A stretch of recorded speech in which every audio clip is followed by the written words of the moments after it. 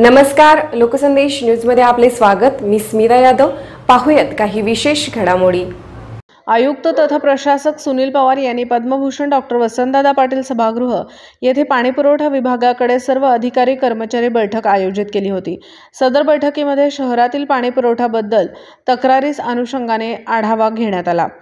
जानेवारी व फेब्रुवारी या काळात काही भागात अशुद्ध पाणीपुरवठा झाला होता।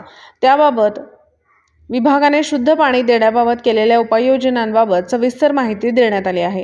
त्यामध्ये अभियंता श्री मुल्ला सुनील पाटील, विशेष कार्यकारी अधिकारी कार्यकारी अभियंता श्री कुरणे यांनी दिनांक 19 जानेवारी आज अखेर केलेली सर्व उपाययोजना बाबत माहिती दिली आहे।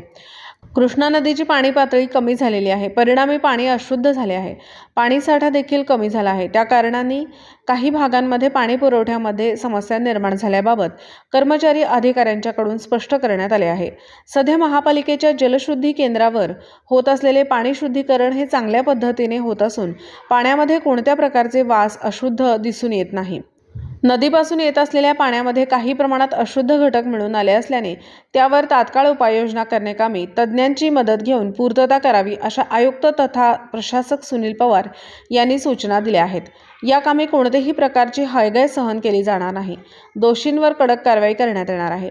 यावेळी उपायुक्त वैभव साबळे यांनी देखील विभागाकडील कामकाजाबाबत सूचना दिल्या आहेत। त्यामध्ये बोगस पाणी कनेक्शन बाबत कारवाई करण्यात येणार आहे, असे स्पष्ट केले आहे। शहरातील पाणीपुरवठा सुस्थितीत करण्याचे सर्व प्रयत्न करण्यात येत आहेत। जनसंपर्क अधिकारी